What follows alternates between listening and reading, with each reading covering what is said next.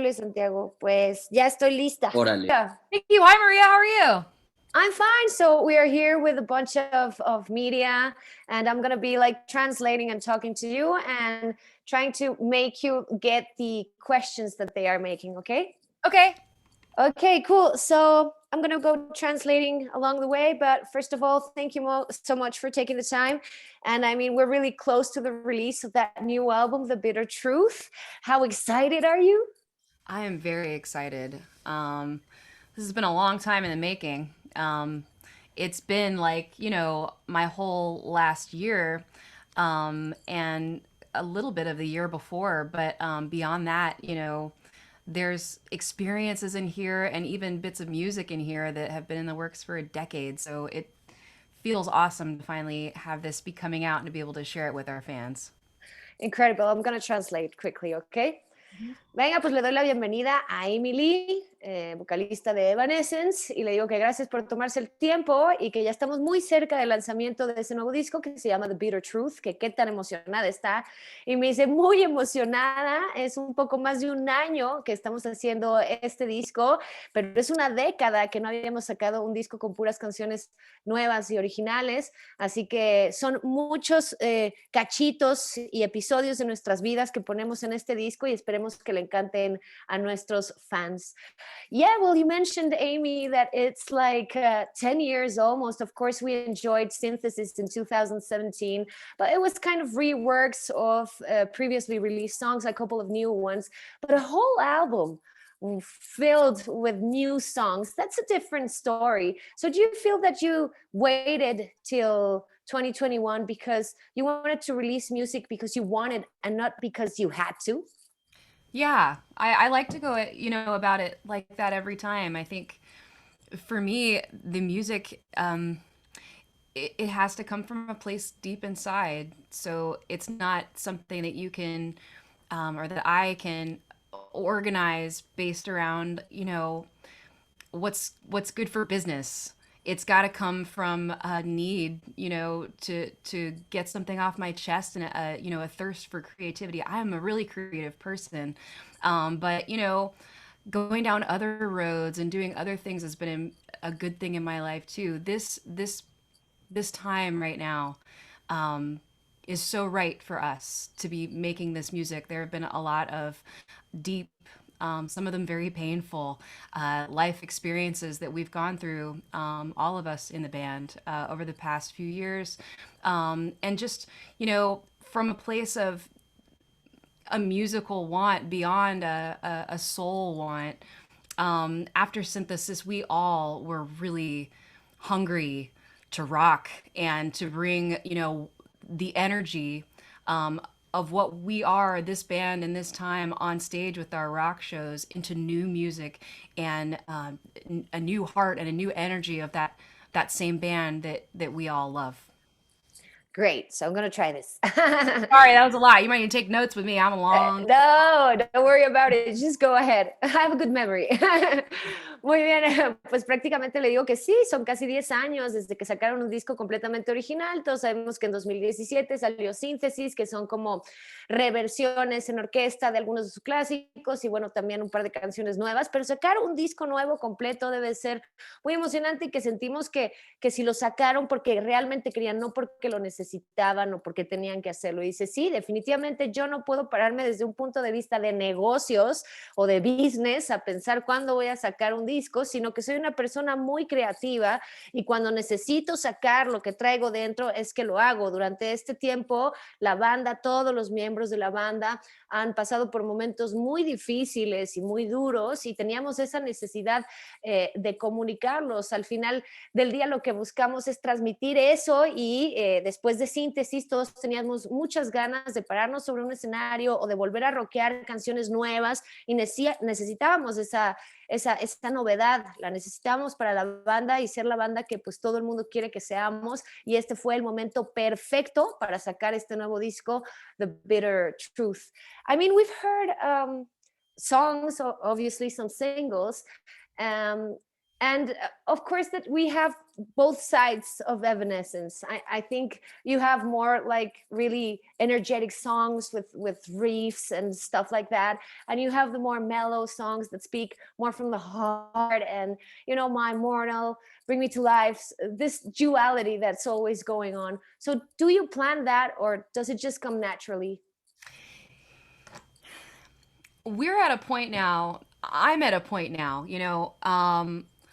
where I feel like I can see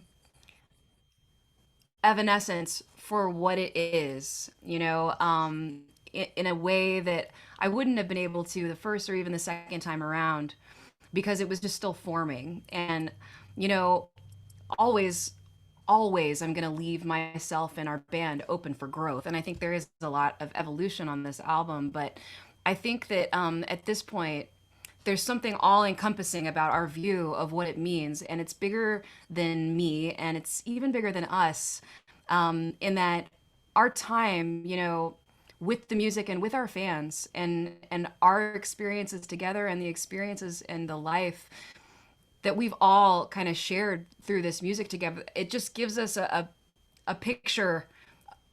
We get it, like we're tapped into what that is, and but that being said, we didn't know if there was going to be a ballad on the album. We had all the music before we had Far From Heaven. That was actually the last song to be added.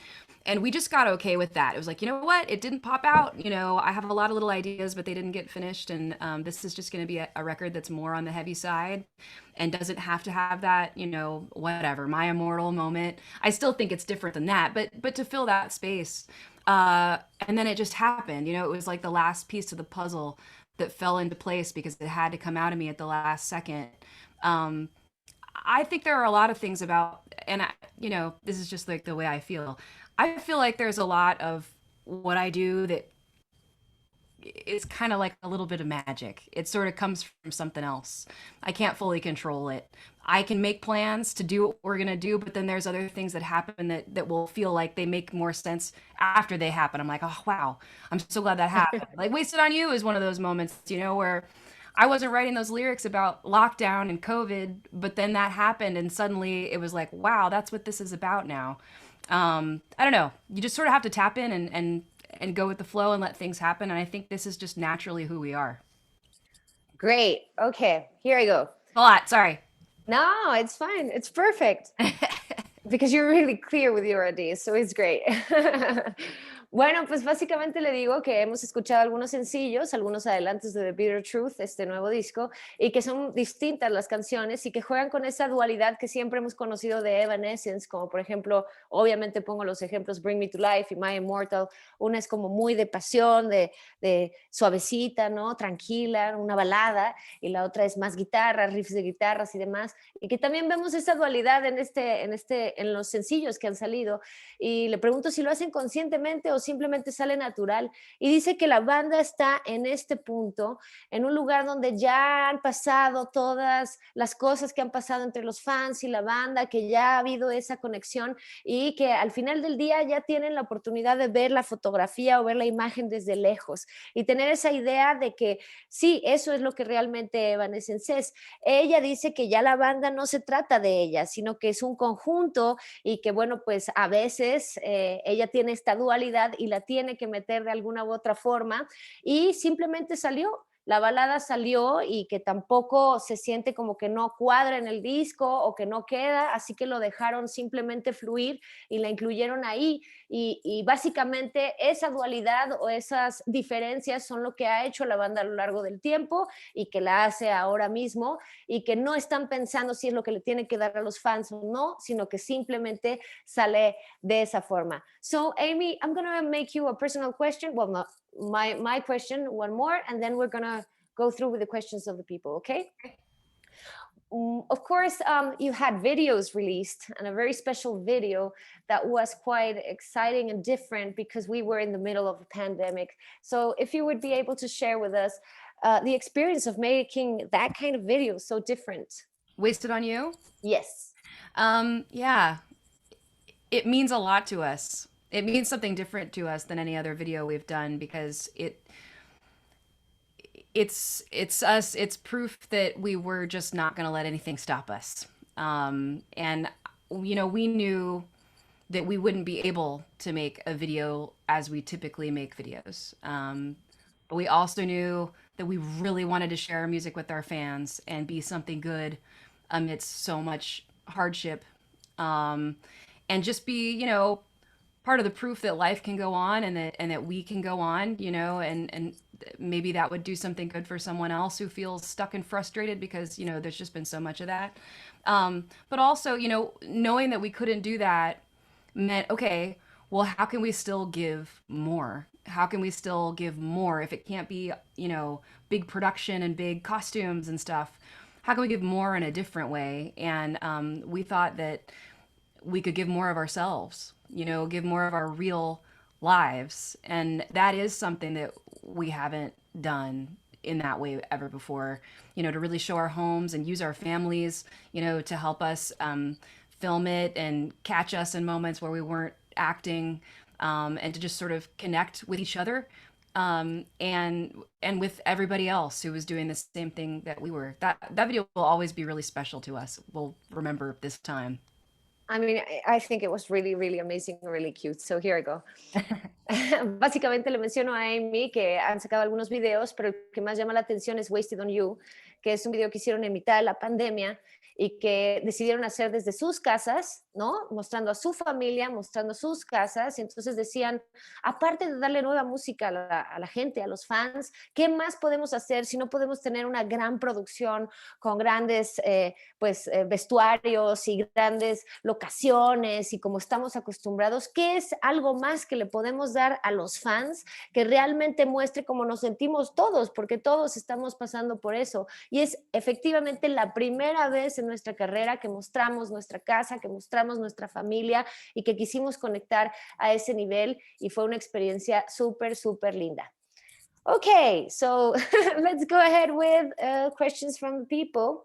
I have Ricardo from Grita Radio, and he wants to know, how do you feel that the band has matured from the first record to this last one? Wow. Well, the first record, we were writing, first of all, with a totally different lineup, me being the exception. And, when I was still like in high school, from ages like 15 to 20 years old. Wow. So there's been a lot of growth since then, a lot more confidence. I think thematically, the music has definitely kind of gone from a place of fighting monsters and talking about the fear to more defeating it. Like there's more empowerment in that now, because I'm more empowered now. But musically, boy, the band has really grown. If you're anybody on here as someone who's seen one of our concerts in the early days versus one of our more recent ones, you know that difference. I have a really, really powerful group of musicians behind me now. And we've been doing this together for a long time. So there's just an energy there, and a mutual respect that is really, really, really crucial in the creation and the performance of our music. I think we've evolved in a lot of ways. Great.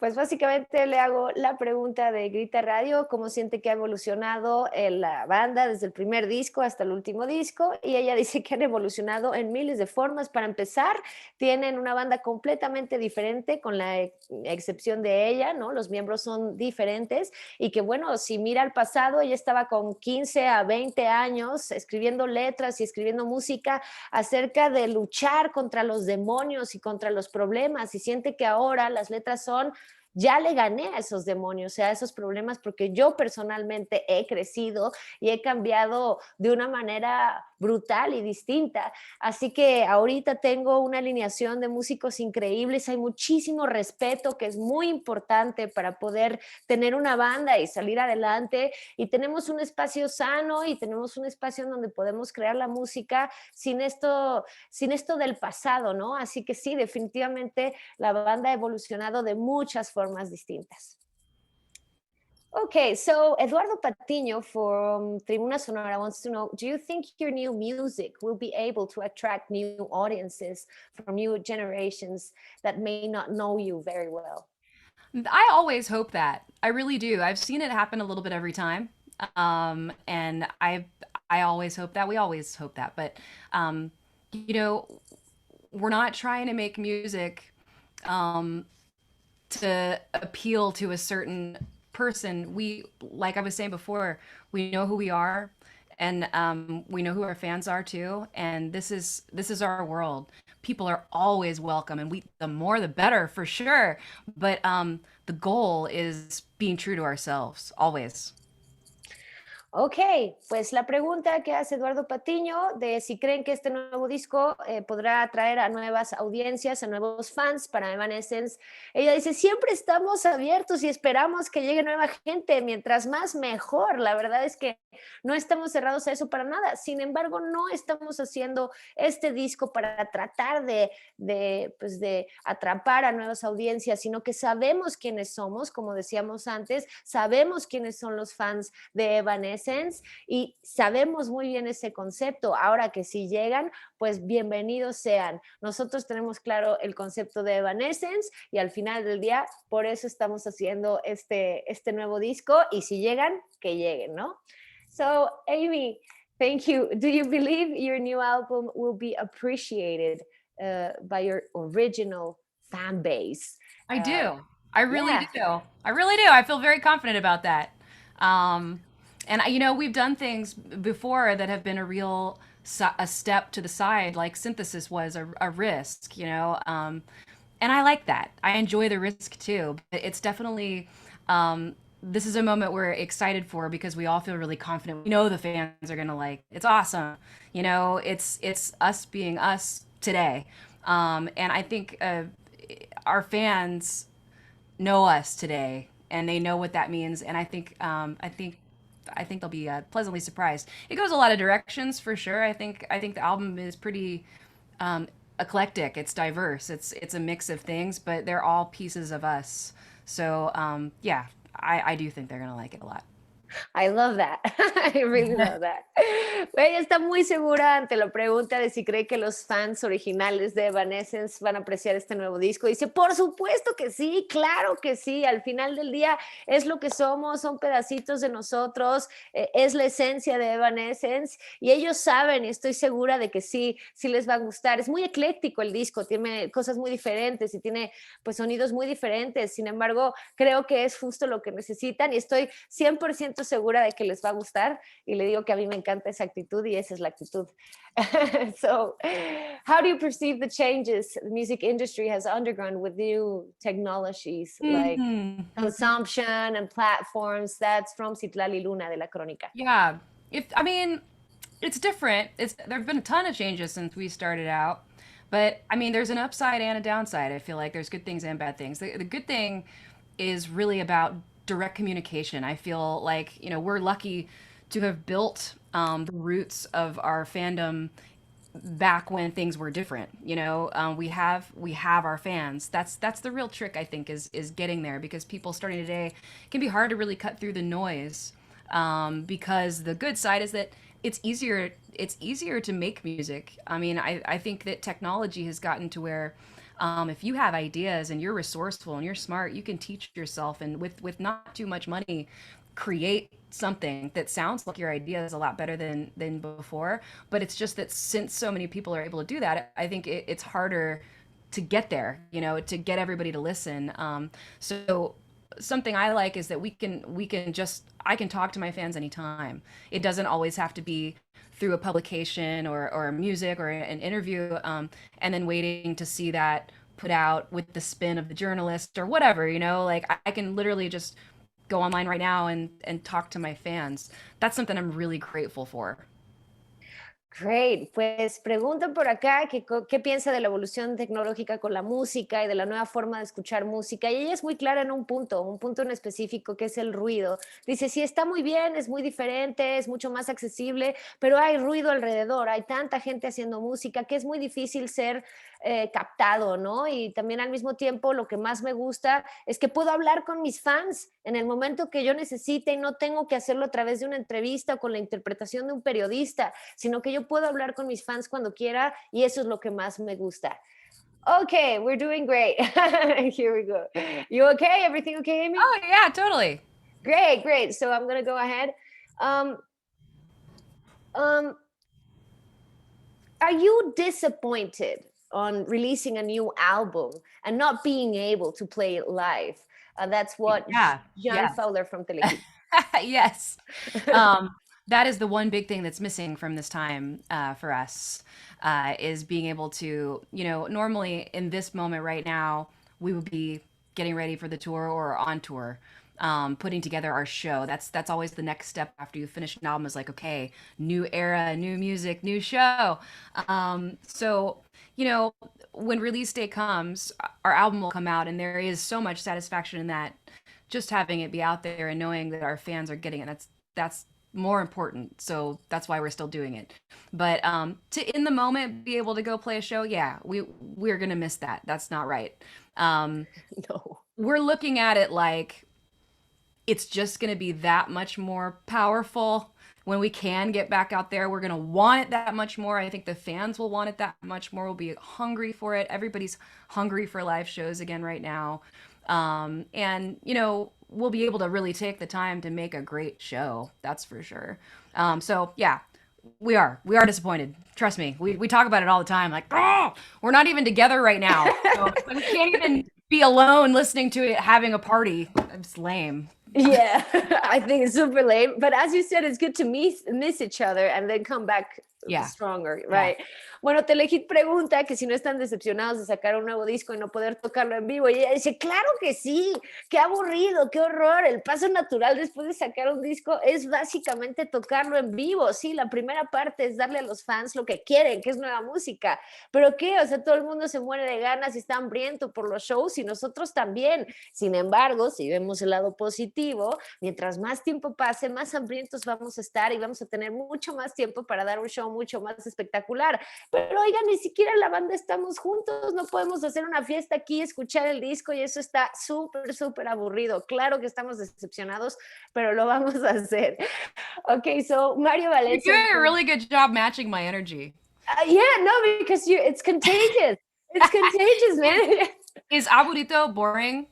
Aburrido is boring, lame. Yeah. Yeah. That's it.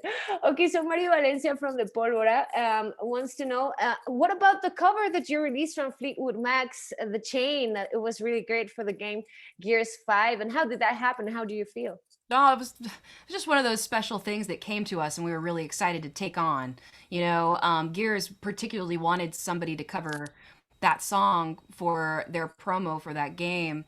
And initially, they were just looking for somebody to kind of do the trailer, not even the whole song. And I was like, okay, we totally want to do this, but you have to let us do the whole song, and put it out. Like, let's do this for real. We can't just show people a clip and then not have the rest of the song. So they were happy to let us do that. And you know what? Honestly, it put us in a perfect situation to experiment with the recording process and the production of music. We really took that and made it our own, but we didn't have to worry about the writing. Like, that was done wonderfully by Fleetwood Mac. So we could just take that and get together in the studio for the first time in this time as a band and make, a song like that and kind of get a feel for what we were about to do. Great. Bueno, pues pregunta por acá de Pólvora que ellos hicieron en 2019 un cover a The Chain de Fleetwood Mac, que estuvo en un juego que se llama Gears 5, y que cómo pasó esto. Y dicen, no, pues ellos ni siquiera estaban buscando una banda que hiciera toda la rola, ¿no? Nos buscaron básicamente porque querían hacer un tráiler del juego, pero al final se dieron las circunstancias y fue una situación perfecta para que nos pudiéramos juntar y ver cómo era hacer música de nuevo. No nos teníamos que preocupar por la parte de las letras y la composición, eso lo hizo muy bien Fleetwood Mac. Nosotros simplemente nos juntamos y pudimos ver cómo era estar en el estudio y ver a lo que nos íbamos a encaminar quizá con el nuevo disco, así que fue una oportunidad perfecta.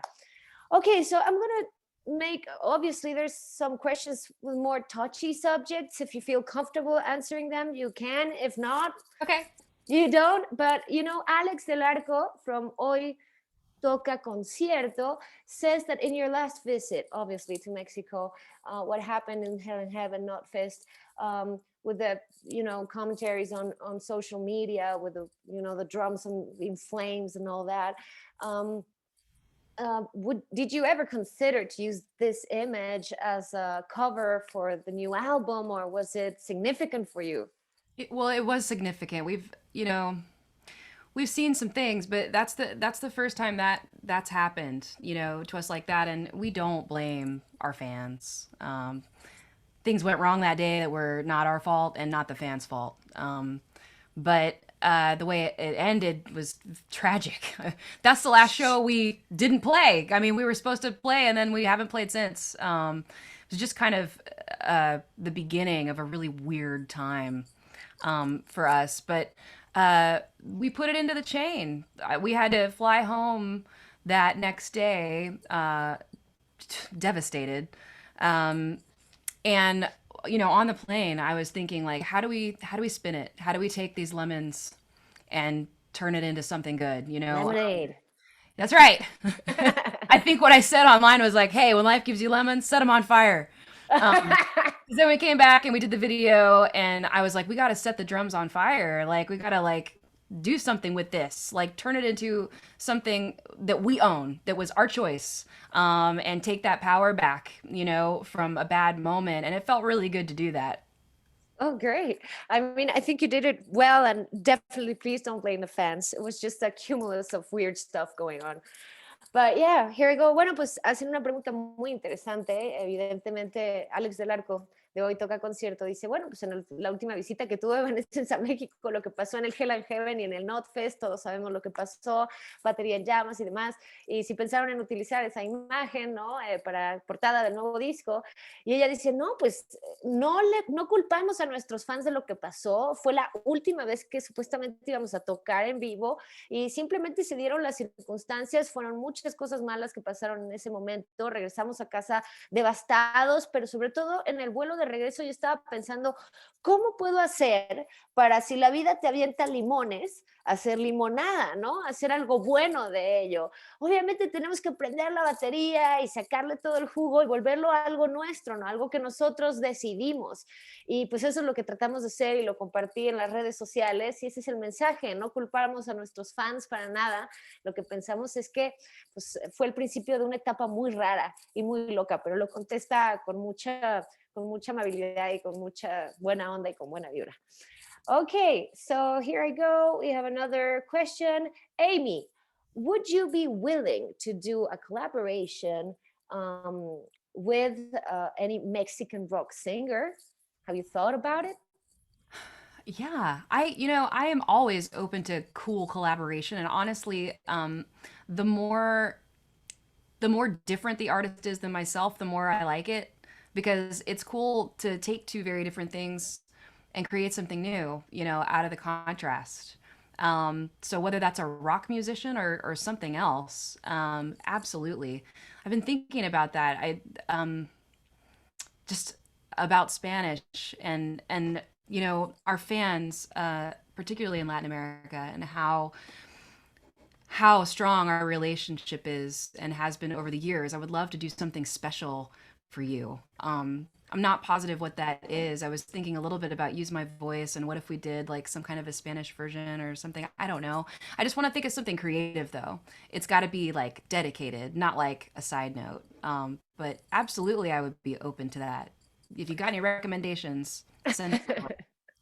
I'm sure they'll make them to you in social media soon. Pues por acá preguntan si estaría dispuesta a colaborar con algún artista mexicano de rock o alguien parecido. Dice, sí, lo he estado pensando un montón.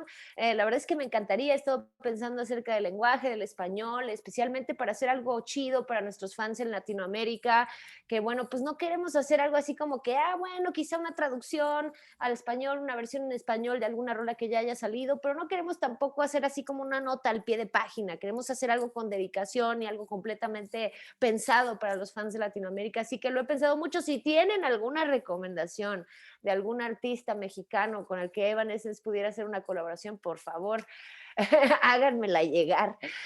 Okay, so we're further than halfway through. And I have here from Puebla, Karen Itzel, dice, it's different about this new album compared to the others that have been released. And what surprises can we find in the bitter truth? Will there be collaborations? I don't think there are collaborations in this album, right? No, not other than just all my friends on Use My Voice. Actually, there is one other. The intro, uh, the beginning of the album, there's a pretty dramatic intro that was a collaboration between myself and Scott Kirkland from the Crystal Method. He did this beautiful electronic landscape that just served as this just beautiful place to sing over and sort of set up what's about to come in the first, proper song of the album.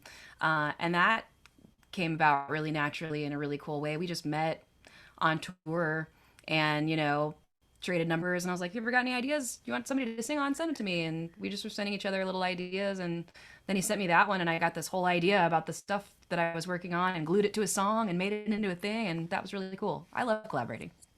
Great. Bueno, pues a la pregunta si hay algunas colaboraciones en el nuevo disco. Dice, bueno, aparte de todos mis amigos en la rola Use My Voice, hay un intro donde Scott de Crystal Method hizo unos arreglos y unos loops y entonces nos conocimos cuando estábamos en gira y dijimos, pues hay que hacer algo, hay que colaborar y pequeñas partes y pequeños pedacitos y los fuimos juntando y me encanta colaborar, así que me encanta que haya estado ahí en ese intro. So here I have Charlie Alfaro, Key Life. Dice, what's your favorite song on the album? That's an impossible question. Troy and I were just talking about this yesterday. We had an interview together, and he's like, I can't. He's like, I've gotten to where I just say a different song every time. Yeah, whatever. It's just because like they all. I mean, it sounds cliche, but they all are like they all make up one thing. And it wouldn't be complete like with just one, and you spend so much time making one, it'd be hard to set it apart from the others. I literally, I'm not sure, like it's kind of a mood thing. Like when I get in the car and it's like, cool, which one am I going to jam today? It's more about how I'm feeling and what I need, which is cool because I mean I think that's proof of it being an album that serves a lot of purposes as a listener. You can go there for different reasons. I can't pick a favorite. I can't. Good. It's like picking a favorite child. That's what makes it cliche. I know. I'm such a Yeah. Bueno, pues le pregunta que cuál es su canción favorita del nuevo disco y ella simplemente dice, no puedo escoger una canción favorita del disco. O sea, lo estaba platicando con los otros miembros de la banda y yo ya estoy en el punto en el que cada vez que me preguntan eso contesto una canción diferente, porque realmente no se puede. Uno se acerca al disco desde diferentes puntos de vista y bueno, al final del día tiene muchas formas de utilizarse y pues un día puede ser una y el otro día puede ser la otra. Lo que nos gusta es eso, la variedad en el disco y no, jamás podría contestar esa pregunta. Le digo, sí, es como, es como escoger a tu hijo favorito y dice, sí, es un cliché totalmente. I have a question from Lucila Cetina, Ruido Blanco. She wants to know if there's a particular song that you remember singing a lot during the lockdown. No, it doesn't have to be yours. Oh, just that I liked during lockdown? Yeah. I really like that whole Billie Eilish record a lot. Great. I know, I mean, I'm joining the chorus of many, but for good reason. It's really, really good. It's really from the heart. It's really dark. I just really found myself loving the whole thing. If I had to pick one, maybe You Should See Me in a Crown. Ok. Bueno, pues a la pregunta de si hay alguna canción que ella recuerda haber cantado mucho durante el encierro, durante la pandemia, durante la cuarentena, dice, no sé. Y luego dice, ¿saben qué? Me encanta el disco de Billie Eilish. O sea, es muy oscuro, viene desde el fondo y pues sí, definitivamente me encanta estar, pues sí, me encanta y me identifico con ese disco. Okay, so is there, oh yeah, this, I already made this question. Wait, there are millions of questions, I'm sorry. Adolfo López, El Sol de México. Okay, we already answered that. The incident. Are you planning to come back to Mexico? You are. Of course, we don't have like a date. It's hard to plan much just yet, just with the health and the safety of things. But I mean, we've been dying to come back there, first of all, since our last almost show. So it is high on the list of priorities of where we're going to hit first when we come back. Yeah. Es una prioridad regresar a México porque pues fue el último show que no tocamos y está muy arriba de las prioridades y claro que vamos a regresar a México sin ningún problema por si alguien tenía la duda después de lo ocurrido, pues sí. Are there any plans to make a streaming concert for the whole world? Joaquín Valencia, Cadena Trendy. Yeah, I can't make an announcement about it yet, but we are working on that right now. Ok, great. So, bueno, pues buenas noticias. Le preguntamos si hay algunos planes de hacer, pues, algunos conciertos por streaming para todo el mundo y dice, hay planes para eso, todavía no lo puedo anunciar, no puedo decir nada realmente fijo, pero pues sí, hay planes para eso. Okay, so we're now in the last questions. Thank you so much for your patience. Yeah, thanks for having me. No, thank you. I hope you're having fun. Yeah. Melissa Garza de Monterrey wants to know, how did you deal with the recording process considering the adverse situation and pandemic? I wish I was in Monterrey. Oh, yeah, me too. I haven't gotten to go anywhere in a whole year. We have really good memories of there. We got to be in this beautiful hotel, and they gave me this room that was just way, way too big. And I called everybody in the band and a couple of the crew, whoever was there. I was like, everybody come up to the top floor. We're owning this. And we just like turned up the music and ordered tacos and just had an awesome like party in the pool. Yeah, I need a vacation. Anybody else? Come on. Yeah, here. Yeah. So, ¿Alguien necesita una vacación? Levante la mano. So, okay, question being pandemic. Perfect segue. It has been different. All along the way in this process, from the creation of the songs to the recording of the songs, finding a way to at least some of us get together, and how and when, and the uncertainty of all that, and finding new ways to do things, including the promo, like music videos, all of it. There's something about that has reminded me of the first time, like of our early days of just not knowing not feeling like I know what to do. We do it the same way every time. It's like we have to figure this out because we've never done this before. And there's something kind of cool about that, actually. Like if you'll let it be cool, like just let that energy, because every time you succeed, it is just that much more like, yeah, we did it. We're not letting anything stop us now. So we had started the can I keep talking? Just please go on. Please don't stop. At the beginning, we started last January, went into the studio and did 4 songs while everyone was here before the lockdown. Then we got locked down. I had to learn some new gear because our producer, I had to leave the studio. We couldn't be together anymore. We did like a parking lot, mafia, like money handover with the mic and the preamp and the compressor. And he's showing me like across, distance, the buttons, like where to set the knobs. So it's exactly like the vocals we'd already started, so that I could finish some things at home. And then there was this long gap of time where we were apart, and we had decided to continue and put out the songs, starting with Wasted on You, but there was so much more to write.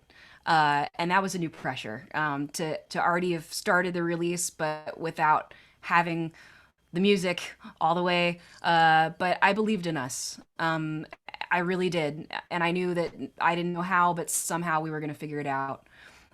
So we eventually all took tests and got tour buses to bring the guys to Nashville, where we worked on it together. Jen is in Germany. She's been there this whole time. It's been so hard for her. And we had to work remotely, where she was sending files over from there, incorporating those in. She did some cool vocals on the album.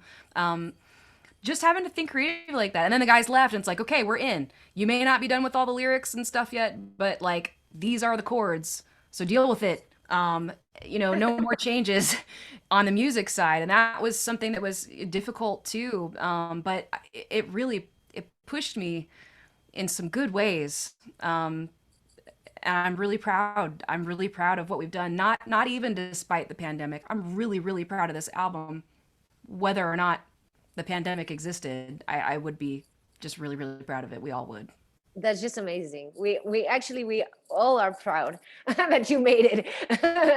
Okay, here you go. Preguntan de Monterrey, ¿no? Hace una pregunta desde Monterrey y eso le recuerda a Amy una gran anécdota en Monterrey, que quisiera estar ahí, que necesita unas vacaciones, que levantas la mano porque necesitamos unas vacaciones y que bueno, ella fue y le dieron un cuarto de hotel demasiado grande y hermoso y que cuando llegó dijo, no, pues les voy a hablar a mis compañeros de banda, al crew de producción y demás y nos juntamos todos y vamos a tomar este cuarto y vamos a hacerlo nuestro y pusieron música y se pusieron a comer tacos y la neta que estuvo súper, súper chido y que le encanta a Monterrey y que dice, ok, perfecto, ahora voy a contestar la pregunta de qué tan difícil fue hacer este disco en pandemia, es una perfecta relación porque necesito vacaciones y pues simplemente ella dice que sí, fue muy, muy, muy difícil hacerlo en pandemia, no podían estar juntos, llegó un momento donde ya habían grabado una canción y que su productor ya no podía estar con ella igual, entonces hubo un intercambio tipo mafia en un estacionamiento donde su productor le entregó el micrófono y el equipo y le dijo, vas, tienes que trabajar tú en ello y que fue un momento muy raro, pero que bueno, eventualmente, ¿no? Se pudieron tomar pruebas todos los de la banda y juntarse en Nashville a aterrizar la parte musical, que quizá no tenía ya todas las letras avanzadas y que no tenía toda la parte vocal avanzada, pero que por lo menos ya esos eran los acordes de las canciones y que por favor ya no más cambios en la música y que simplemente se concentrara en hacer las letras, pero sí menciona que Jen estuvo todo el tiempo en Alemania y que fue muy difícil para Jen porque tenía que estar mandando pues todos los archivos a través de la computadora y que al final del día pues sí, tenían que estar intercambiando estos archivos y que debe de haber sido muy difícil y que incluso se aventó unas muy buenas vocales Jen en el disco y que eso estuvo súper increíble y que fue muy difícil, pero que están muy orgullosos de haberlo logrado, están muy orgullosos de The Bitter Truth, del disco en sí, no importa si fue en pandemia o no fue en pandemia, fue muy duro, aprendieron muchas cosas, pero sí están muy orgullosos del disco como tal y le digo que pues obviamente todos los demás también estamos muy orgullosos. Okay, so I'm gonna do two more questions and we're done, okay? Okay. So here we have Mitzi Lopez de Red Conciertos. Dice, there are little women in the world of rock. So what advice would you give women that want to experiment in the music industry? You know, I'm struggling with this question these days because it's it's always been there, but it's now this hot topic. And I think what's interesting, if when I talk to my girlfriends in the rock industry, um, they all kind of say the same thing, which is really, who cares? Like, why do we have to talk about being women? Why can't we just be just like everybody else and have it not be a thing? Like, why does your gender or your color or whatever, anything about you, really have to enter into the discussion? And I think, the reason that it does is because there is such a difference in, the amount and in the original idea of what a rock band looks like. So it's not that we can't exist, it's not that we're not accepted, but I have all, especially in the early days, not so much anymore, but still it's there. You have to fight up against the idea that the people are viewing being a female in a rock band as some kind of a gimmick. It's some sort of a fun little trick that's like not the real thing. That's what's frustrating. I think that we are in an era right now, as a world, I believe, of a lot of awareness happening, about a lot of people. And I think that learning to see from a lot of different perspectives is what's really cool and important about this time.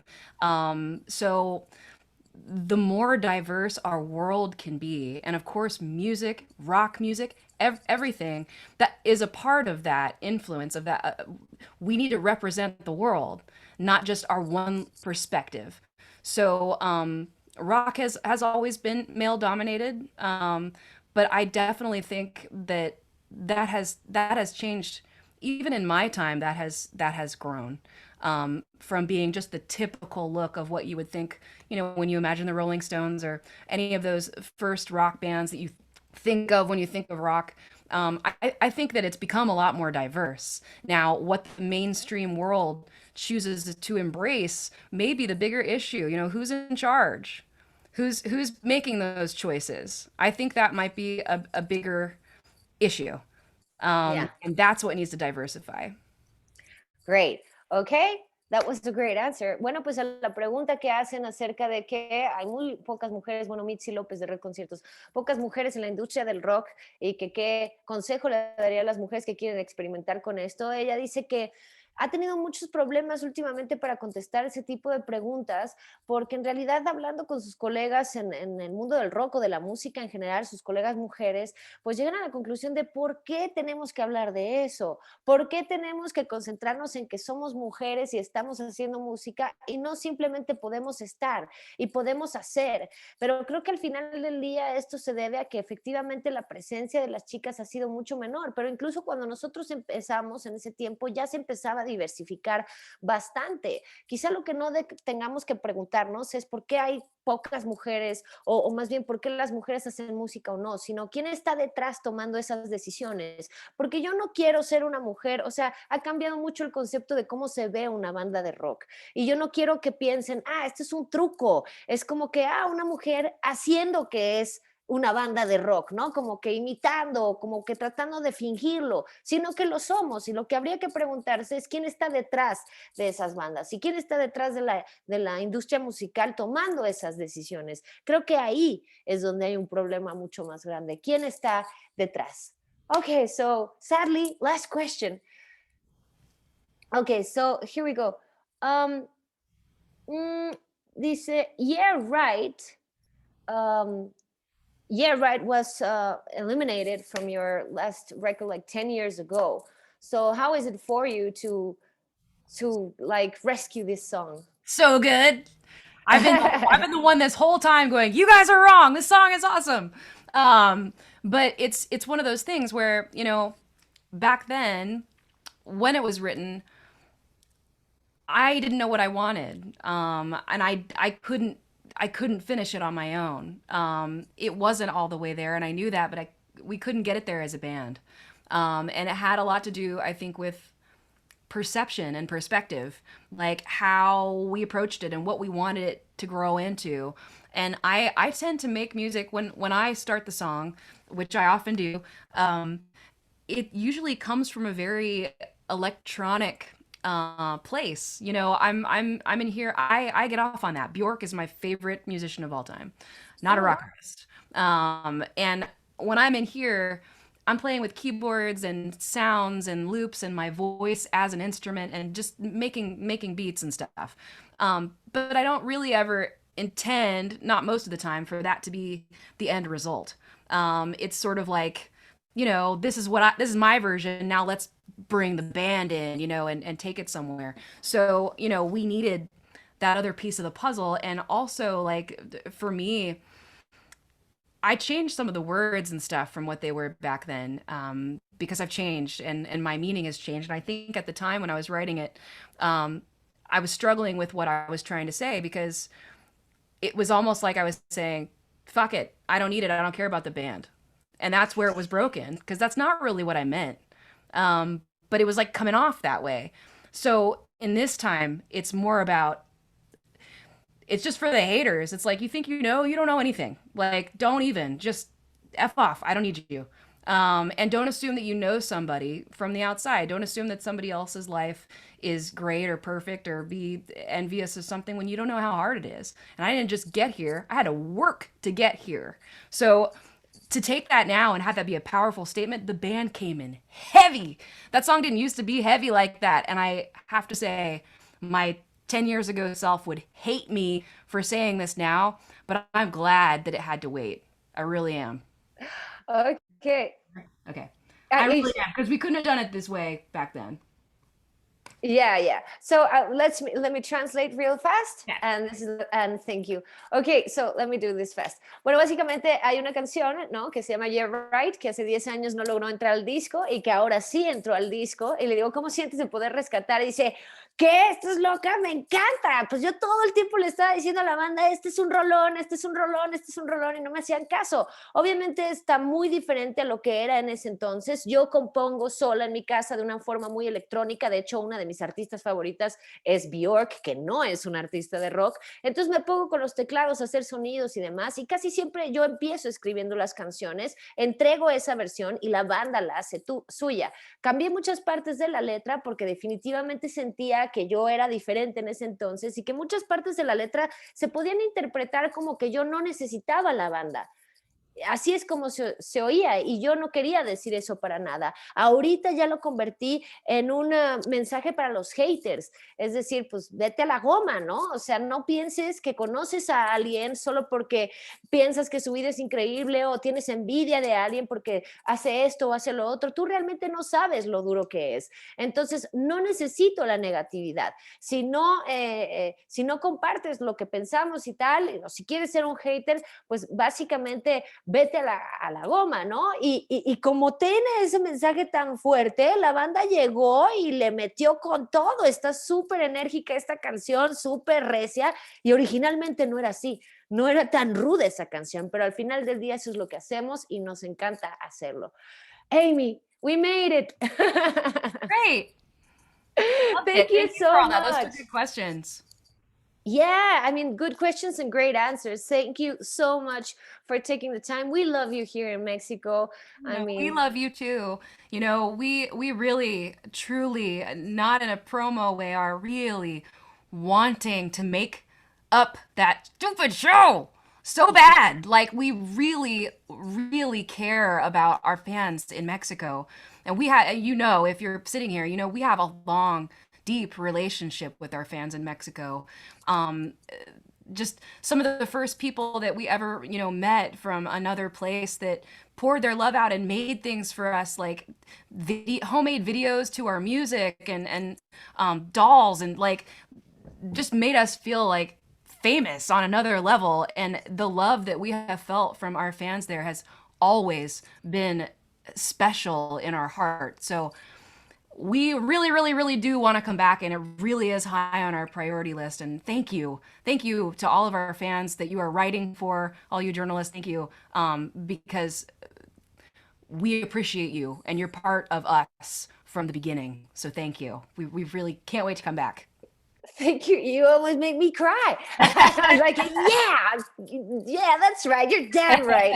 My job, right? I'm the little girl. Everybody's supposed to be crying. No, but you make us smile as well. It was so nice to meet you. I really feel lucky, and big distant hugs, but close hugs. Yeah, thanks. Same. You're welcome. Bueno, pues ahí estuvo Emily. Básicamente cierra diciendo Muchas adiós gracias. a todos. Gracias a ti.